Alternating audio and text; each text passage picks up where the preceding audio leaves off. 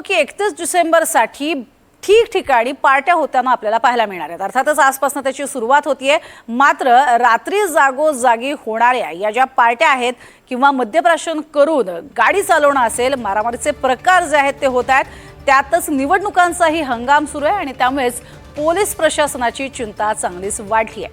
31च्या पार्श्वभूमीवर पनवेल परिसरामध्ये अनुचित प्रकार घडू नये यासाठी प्रशासनाची तयारी सुरू आहे। 31च्या दिवशी धिंगाणा घातला तर प्रशासनाकडून कारवाई केली जाणार आहे। त्यामुळे मद्यप्राशन करून वाहन चालवू नका, कारवाईचं संकट हे स्वतःहून ओढवून घेऊ नका असं आवाहनच पोलिसांनी केलंय।